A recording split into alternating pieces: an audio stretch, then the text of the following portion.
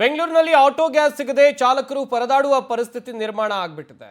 ಶೇಷಾದ್ರಿಪುರದ 1ನೇ ಮುಖ್ಯ ರಸ್ತೆಯಲ್ಲಿರುವಂತಹ true gas bunk ಇದು. ಸದ್ಯ ಇಲ್ಲಿ ಗ್ಯಾಸ್ ಸಿಗ್ತಾ ಇಲ್ಲ, ಆಟೋ ಗ್ಯಾಸ್ ಸಿಗ್ತಾ ಇಲ್ಲ. ಆಟೋ ಚಾಲಕರು ಪರದಾಡ್ತಾ ಇದ್ದಾರೆ. ಹಾಗೇನೆ ಬಾಡಿಗೆ ಮಾಡೋದಕ್ಕೆ ಆಗ್ತಾ ಇಲ್ಲ ಅವರಿಗೆ. ಬಂಕ್ ಮುಂದೆ 2 ಕಿಲೋಮೀಟರ್ ದೂರ ಸಾಲುಗಟ್ಟಿ ನಿಂತಿವೆ ಆಟೋಗಳು. ಬೆಂಗಳೂರಿನ ಬಹುತೇಕ ಆಟೋ ಗ್ಯಾಸ್ ಬಂಕ್ಗಳ ಮುಂದೆ ಇದೇ ರೀತಿಯಾದಂಥ ದೃಶ್ಯ ಕಂಡು ಬರ್ತಾ ಇದೆ. ಬಂಕ್ಗೆ ಆಟೋಗಳನ್ನ ತಳ್ಳಿಕೊಂಡು ಬರ್ತಾ ಇದ್ದಾರೆ ಚಾಲಕರು. ಗ್ಯಾಸ್ ಖಾಲಿ ಆಗ್ಬಿಟ್ಟಿದೆ. ಗ್ಯಾಸ್ ಸಿಗ್ತಾ ಇರೋ ಕಡೆ ಹೆಚ್ಚುವರಿಯಾಗಿ ಹಣ ಪೀಕ್ತಾ ಇರುವಂತ ಆರೋಪ ಕೇಳಿ ಬರ್ತಾ ಇದೆ. ಬೀದಿಗೆ ಬೀಳುವ ಆತಂಕದಲ್ಲಿ ಆಟೋ ಚಾಲಕರ ಕುಟುಂಬದವರಿದ್ದಾರೆ. ಗ್ಯಾಸ್ ಪೂರೈಕೆ ಆಗದ ಇದ್ರೆ ನಾಳೆಯಿಂದ ಆಟೋ ಸೇವೆ ಕೂಡ ಇರೋದು ಡೌಟು ಎನ್ನಲಾಗ್ತಾ ಇದೆ. ಬೆಂಗಳೂರಿನ ಶೇಷಾದ್ರಿಪುರದ 1ನೇ ಮುಖ್ಯ ರಸ್ತೆಯಲ್ಲಿರುವಂತಹ ಟ್ರೂ ಗ್ಯಾಸ್ ಬಂಕ್ ಮುಂದೆ ಯಾವ ರೀತಿಯಾಗಿ ಆಟೋಗಳು ಸಾಲುಗಟ್ಟಿ ನಿಂತಿವೆ ನೋಡ್ತಾ ಇರಬಹುದು ನೀವು ಕೂಡ ದೃಶ್ಯಾವಳಿಯಲ್ಲಿ. ಹಾಗೇನೆ ಬೆಂಗಳೂರಿನ ಬಹುತೇಕ ಬಂಕ್ಗಳಲ್ಲಿ ಇದೇ ರೀತಿಯಾದಂಥ ಪರಿಸ್ಥಿತಿ ಇದೆ. ಇನ್ನು ಬಂಕ್ಗಳಿಗೆ, ಗ್ಯಾಸ್ ಬಂಕ್ಗಳಿಗೆ ಆಟೋಗಳನ್ನು ತಳ್ಕೊಂಡು ಬರ್ತಾ ಇದ್ದಾರೆ ಅಂಥ ಪರಿಸ್ಥಿತಿ ಇದೆ. ಯಾಕಂತ ಹೇಳಿದ್ರೆ ಬಂಕ್ ತನಕ ಬರೋಕ್ಕೂ ಕೂಡ ಆಟೋಗಳಲ್ಲಿ ಗ್ಯಾಸ್ ಇಲ್ಲ. ಆ ರೀತಿಯಾದಂಥ ಪರಿಸ್ಥಿತಿಯನ್ನು ಬೆಂಗಳೂರಿನ ಆಟೋ ಚಾಲಕರು ಎದುರಿಸ್ತಾ ಇದ್ದಾರೆ. ಇನ್ನೊಂದು ಕಡೆಯಲ್ಲಿ ಕೆಲವೊಂದಿಷ್ಟು ಬಂಕ್ಗಳಲ್ಲಿ ಗ್ಯಾಸ್ ಇದೆ, ಅಲ್ಲಿ ಹೋಗಿ ಗ್ಯಾಸ್ ಹಾಕಿಸ್ಕೊಳ್ಳೋಣ ಅಂತ ಹೇಳಿದ್ರೆ ಹೆಚ್ಚುವರಿ ಹಣ ಪೀಕ್ತಾ ಇದ್ದಾರೆ, ಹೆಚ್ಚು ಹಣ ತಗೊಳ್ತಾ ಇದ್ದಾರೆ ಬಂಕ್ನ ಸಿಬ್ಬಂದಿ ಎನ್ನುವಂಥ ಆರೋಪ ಕೂಡ ಆಟೋ ಚಾಲಕರಿಂದ ಕೇಳಿ ಬರ್ತಾ ಇದೆ. ಇನ್ನೊಂದು ಕಡೆಯಲ್ಲಿ ದಿನನಿತ್ಯ ಬಾಡಿಗೆ ಮಾಡಿ ಜೀವನ ಸಾಗಿಸಬೇಕು. ಹೀಗೆ ಆದರೆ 2-3 ದಿವಸಗಳಿಂದ ಇದೇ ಪರಿಸ್ಥಿತಿ ಅಂತೇಳಿ ಕೆಲವೊಂದಿಷ್ಟು ಆಟೋ ಚಾಲಕರು ಹೇಳ್ತಾ ಇದ್ದಾರೆ. ಇದೇ ರೀತಿಯಾಗಾದರೆ ಅವರ ಕುಟುಂಬಗಳು ಬೀದಿಗೆ ಬೀಳುವಂಥ ಸಾಧ್ಯತೆ ಇದೆ. ಹೇಗೆ ನಾವು ಜೀವನ ನಡೆಸೋದು ಅಂತ ಕೇಳ್ತಾ ಇದ್ದಾರೆ ಅವರು ಕೂಡ. Road tax ಬೇಕಾಗಿರ್ಲಿಲ್ಲ.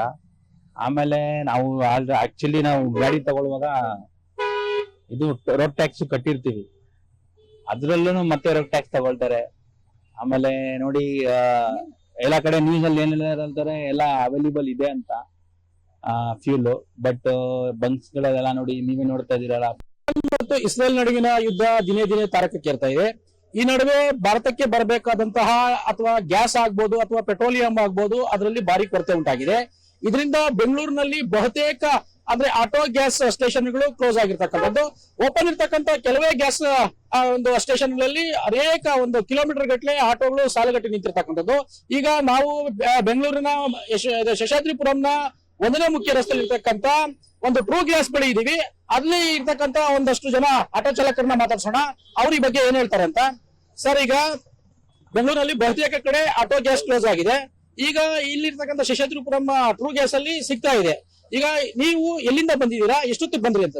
ನಾವು ಬಸವೇಶ್ವರ ನಗರದಿಂದ ಬಂದಿರೋದು. 11 ಗಂಟೆಗೆ ಹಾಕಿರೋದು ಗಾಡಿ.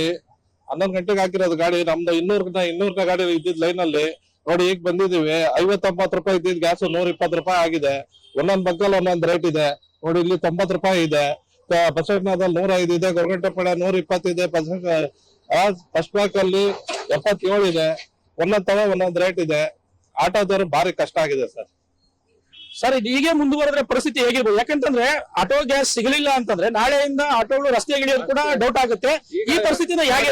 10 ರೂಪಾಯಿ 20 ರೂಪಾಯಿ ಜಾಸ್ತಿ ಮಾಡಿದ್ರು ಆಟೋ ಎಲ್ಲ ಸ್ಟಾಪ್ ಮಾಡಿ ಮನೆಗಿರ್ಬೇಕಷ್ಟೇ. ಆಟೋದವರು ಸತ್ರು ಅಂತಾನೆ ಲೆಕ್ಕ. ಆಟೋದವ್ರು ಜೀವಂತ ಇರೋಕೆ ಸಾಧ್ಯನೇ ಇಲ್ಲ ಬಿಡಿ. ಇದೇನಾದ್ರು ಗ್ಯಾಸ್ 200 ರೂಪಾಯಿ ಲೀಟರ್ ಆಗ್ಬಿಟ್ರೆ ಆಟೋದವ್ರು ಏನ್ ಮಾಡ್ಬೇಕು ಹೇಳಿ? ಆಟೋದವ್ರು ನಮ್ ಕಡೆ ಎಷ್ಟು ಜನ ಇದಾರೆ, ಹೆಚ್ಚು ಸಂಸಾರಗಳು ಇದ್ ಮಾಡ್ತಾ ಇದಾವೆ. ಭಾರಿ ಕಷ್ಟ ಆಗುತ್ತೆ ಸರ್. ಇದು ಆಟೋ ಚಾಲಕರ ಒಂದು ಮನದಾಳದ ಮಾತಾಗಿತ್ತು. ಇದೇ ರೀತಿ ಮುಂದುವರೆದ್ರೆ ನಮ್ಮ ಕುಟುಂಬದವರು ಬೀದಿಗೆ ಬೀಳಬೇಕಾಗುತ್ತೆ. ಯಾಕಂತಂದ್ರೆ ಆಟೋ ಇನ್ನೊಂದು 10 ರೂಪಾಯಿ 20 ರೂಪಾಯಿ ಹೆಚ್ಚಾದ್ರೂ ಕೂಡ ನಾವು ಆಟೋಗಳನ್ನ ಮನೆಗಳ ಹತ್ರ ನಿಲ್ಲಿಸಬೇಕಾಗುತ್ತೆ ಅಂತ ಅವರ ಒಂದು ಅಭಿಪ್ರಾಯವನ್ನ ತಿಳಿಸಿದ್ದಾರೆ. ಒಟ್ಟಾರೆಯಾಗಿ ಬೆಂಗಳೂರಿನಲ್ಲಿ ಹೇಳ್ಬೇಕಾದ್ರೆ ಇವತ್ತು ಸ್ವಲ್ಪ ಮಟ್ಟಿಗೆ ಅಂದ್ರೆ ಇರುವಂತ ಕೆಲವು ಕಡೆ ಆಟೋ ಗ್ಯಾಸ್ ಸ್ಟೇಷನ್ಗಳಲ್ಲಿ ಅಂದ್ರೆ ಗ್ಯಾಸ್ ಸಿಗ್ತಾ ಇದೆ. ಇದು ಹೀಗೆ ಮುಂದುವರೆದ್ರೆ ನಾಳೆ ಗ್ಯಾಸ್ ಸಿಗೋದು ಸಂಪೂರ್ಣ ಡೌಟ್ ಇದೆ. ಒಂದ್ ವೇಳೆ ಗ್ಯಾಸ್ ಏನಾದ್ರು ಸಂಪೂರ್ಣ ಸ್ಥಗಿತ ಆಯ್ತು ಅಂತಂದ್ರೆ ಆಟೋಗಳು ಯಾವ ರಸ್ತೆಗಿಳಿಯೋದೇ ಕೂಡ ಡೌಟ್ ಆಗುತ್ತೆ. ಸಾರ್ವಜನಿಕರಿಗೂ ತೊಂದರೆ, ಇದರಿಂದ ಆಟೋ ಚಾಲಕರ ಕುಟುಂಬಗಳಿಗೂ ತೊಂದರೆ ಉಂಟಾಗಬಹುದು. ಕ್ಯಾಮರಾ ಪರ್ಸನ್ ಧನಂಜಯ್ ಜೊತೆ ನಾಗೇಂದ್ರ ಪ್ರಸಾದ್, ಪವರ್ ಟಿವಿ, ಬೆಂಗಳೂರು.